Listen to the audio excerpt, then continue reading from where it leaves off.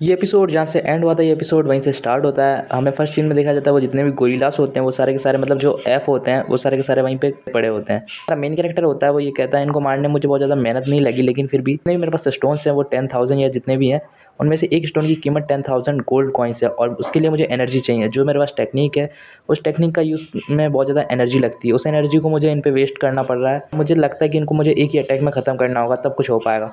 वो कहता है 8,000, 10,000, 4 ऐसे कर करके वो उन सब पे अटैक करता है, जिससे वो एक बार उन सबको ख़त्म कर देता है। वो कहता है इनके चक्कर में मेरे बहुत ज़्यादा स्टोन्स बर्बाद गए हैं। मैं मानता हूँ मेरे पास वैसे तो बहुत सारे स्टोन्स हैं, लेकिन फिर भी स्टोन्स की एक स्टोन की कीमत 1,000 गोल्ड कॉइन्स है, और गोल्ड कॉइन बहुत ज़्यादा महंगी चीज़ होती है। अगर मैं इनको ज़्यादा ही बर्बाद करूँगा तो ये मेरे लिए बिल्कुल अच्छा नहीं होगा। फिर वो स्टोन्स अपने पास देखता है, वो कहता है अभी हैं थोड़े बहुत तो मुझे चलने चिंता नहीं लेनी चाहिए।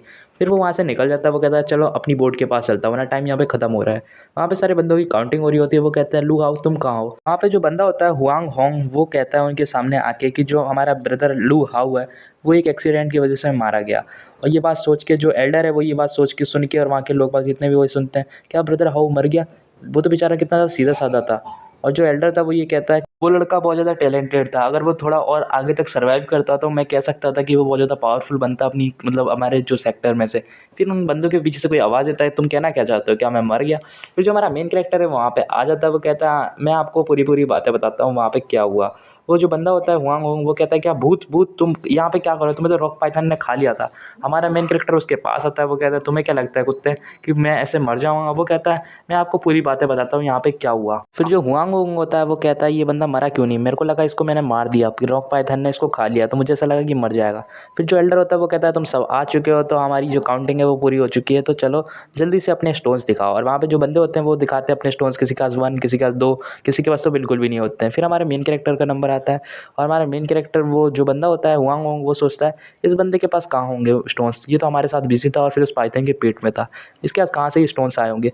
फिर जो हमारा मेन कैरेक्टर है उनके सामने एक झूला भर के 20 क्रिस्टल्स रख देता है। वो कहता है ये सारे सारे मेरे अब्बा जान की कोई कीमत नहीं है, ये सारे के सारे मेरे मेहनत के क्रिस्टल्स हैं, इनको मैंने बड़ी मुश्किल से पाया है। वो बंदे कहते हैं ये कैसे हो सकता है, ये कुछ ज़्यादा नहीं होगा, तुम्हारे बंदों के पास 1-2 है, तुम्हारे पास तो पूरे के पूरे 20 हैं, ये पॉसिबल ही नहीं है, तुम्हारे पास इतने सारे आ कैसे सकते हैं। फिर वो एल्डर कहता है हाँ ये बात भी सच है, तुम्हारे पास इतने सारे क्रिस्टल कैसे आ सकते हैं, तुम इतने पावरफुल भी नहीं हो। मेन कैरेक्टर कहता है मुझे पता है कि मैं इतना ज़्यादा पावरफुल नहीं हूँ, लेकिन जो ब्रदर हुआंग ली हैं वो बहुत ज़्यादा पावरफुल बंदे थे, उनने मुझे बचाने के लिए अपनी लाइफ तक को सेक्रीफाइस कर दिया। आप चाहें तो हुआंग होंग से भी पूछ सकते हैं सीनियर ब्रदर से।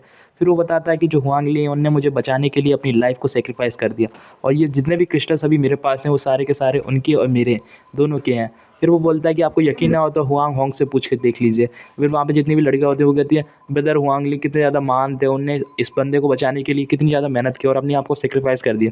फिर जो एल्डर होता है वो कहता है हाँ वो बंदा बहुत ज़्यादा टैलेंटेड था, उसने तुम्हारी जान बचा के बहुत ज़्यादा अच्छा किया। फिर जो हमारा मेन कैरेक्टर है वो कहता है सब जल्दी से नारे लगाओ हुआंग ली की जय हो।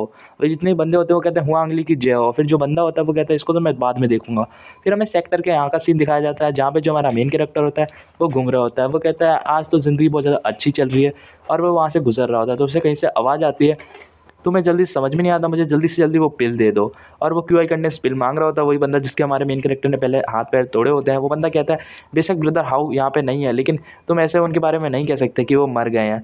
वो कहता है मैंने तुमसे कहा मुझे पिल चाहिए, और जो बंदा है वो अब तुम्हें नहीं बचा सकता कि वो मर चुका है। फिर हमारा मेन कैरेक्टर पीछे से आ जाता है, उसका हाथ पकड़ लेता है। वो कहता है तुम कहना क्या चाहते हो, क्या मैं मर गया, तो मैं यहाँ पे कौन हूँ, मैं भूत हूँ क्या। और वो बंदा होता है उसका चाकू वहीं की वहीं छूट जाता है। वो कहता है कैसे तुम यहाँ पे ज़िंदा कैसे हो, मेरे को तो यकीन ही नहीं हो रहा है, तुम यहाँ पे ज़िंदा हो ही नहीं सकते, जो ब्रदर होंग ली है उनने तुम्हें छोड़ा नहीं होगा, वो अपने मन में कहता है। फिर वो कहता है तुम मुझे यहाँ पे छोड़ दो, यहाँ पे मेरी कोई गलती नहीं है, मेरे को लगा तुम नहीं हो। तो वो कहता है कि तुम्हें क्या लगा अगर मैं नहीं हूँ तो तुम यहाँ पे दादागिरी बचाओगे। फिर जो मेन कैरेक्टर है वो उस पर अटैक कर देता है और उसको एक धोबी पछाड़ लगा देता है। वहाँ पे जितने बंदे होते हैं वो सारे के सारे डर जाते हैं, क्योंकि वो पहले से ही ब्रदर हाउस से डरते होते हैं। और वहाँ पे जितने बंदे होते हैं वो इतने ज़्यादा खतरनाक माहौल को देख के वो कहते हैं अब तो हमें यहाँ से निकलना चाहिए। और जो बंदा होता है उसकी हालत कुछ ज़्यादा ही ख़राब हो गई होती है। वो कहता है काश मैंने इससे पंगा नहीं लिया होता। हमारा एमसी बोलता है तुम्हें क्या लगा मेरी कुछ खबर नहीं पता चली, तो इसका ये मतलब नहीं कि मैं मर गया। और फिर हमारा मेन कैरेक्टर एक एक करके उन सब बंदे को मारने लग जाता है। वो कहता है तुम्हारी ये मजाल, तुम मेरे बंदे को मतलब ये जो मेरा रूममेट है तुम उससे परेशान करोगे। पहली बात तो तुम्हें यहाँ पे किसी को परेशान करना नहीं चाहिए, हम भी तुम्हारे जैसे ही हैं, लेकिन तुम्हारे को ज़्यादा क्यूआई कंडेंस पिल चाहिए, लो मैं तुम्हें देता हूँ क्यूआई कंडेंस पिल। ये मुंह में और मतलब हाथों में ऐसे मुक्के मुक्के देता रहता है। और वो सारे बंदों को मतलब धोबी पछाड़ दे दे के सबको एक के बाद एक मारता है। और सारे के सारे जितने बंदे होते हैं मतलब वो बंदा होता है वो सारे के सारे मतलब बहुत ज़्यादा बुरी तरीके से उनकी हालत हो जाती है। वो कहते हैं अब हम दोबारा पंगा कभी लेंगे इससे। जो हमारा मेन कैरेक्टर होता है वो अपने रूममेट से कहता है क्या तुम ठीक हो?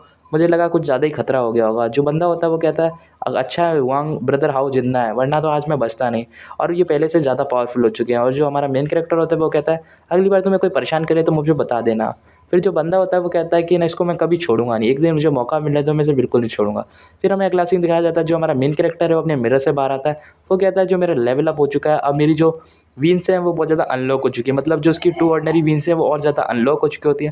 ये उसके लिए एक बहुत ज़्यादा अच्छी अपॉर्चुनिटी होती है। फिर बाहर से उसका मतलब वो रूममेट आता है, वो कहता है ब्रदर आओ, आपका तो लेवल अप हो गया और अब तो आप यूआई कंटेंट्स के 4th लेवल पे हो और ये इतनी जल्दी आपने कर कैसे लिया? जो हमारा मेन कैरेक्टर भी वो तारीफ़ करने लग जाता है। मैं और ज़्यादा मेहनत करूँगा ब्रदर हाउ आपकी तरह बनने की। ब्रदर लू ये सारी बातें तो आप छोड़ो, ये बातें तो होती रहेंगी, लेकिन आपको एक आपके लिए एक अच्छी बात बताऊं कि जो बंदा है गू चैन उसने आपको मतलब अंदर इनर सेट में लेने के लिए एग्जामिनेशन टेस्ट के लिए बुलाया है। उसने कहा आप इनर सेट में एग्जामिनेशन टेस्ट देके अंदर आ सकते हैं। वो कहता है क्या तुम सही में? वो गू चैन बंदा है वो मुझे चाहता है कि मैं इनर सेट में हूँ।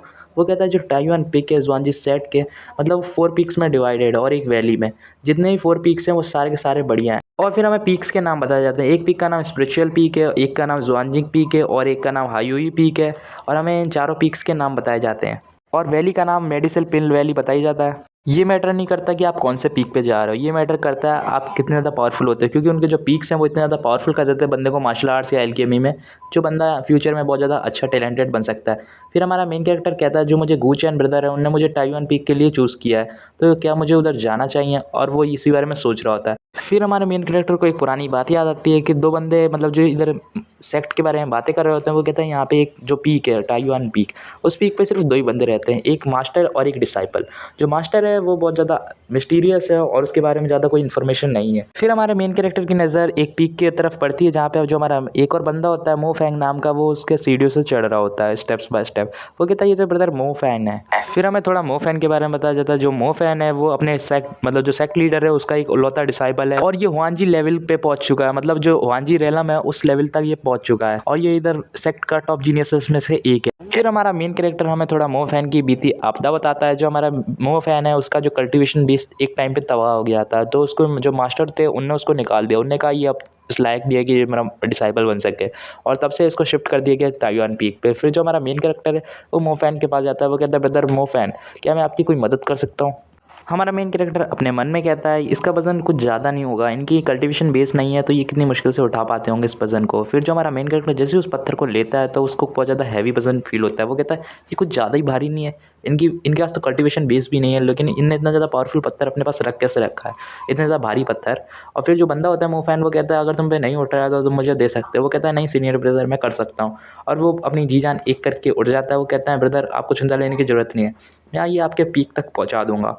फिर वो अपनी स्पीड को बढ़ाता है और वो धीरे धीरे ऊपर पहुंच जाता है। फिर जो बंदा मो फैन होता है वो कहता है ब्रदर लू आओ तुम्हें इसको वापस नीचे लाना होगा। फिर जो ब्रदर हुआ लो आओ होता है वो कहता है क्या क्या मुझे इसे वापस नीचे लाना होगा, लेकिन आपने तो कहा था इसको ऊपर ले जाना है। जो मो फैन होता है वो अपने मन में कहता है ये बहुत ज़्यादा हैवी पत्थर था, मतलब बहुत ज़्यादा भारी पत्थर था और इसने इतने ज़्यादा भारी पत्थर को इतनी आसानी से उठा के ले गया। ये बहुत ज़्यादा इंटरेस्टिंग है, इसका नाम क्या है हाउ लू, बहुत ज़्यादा इंटरेस्टिंग बंदा है।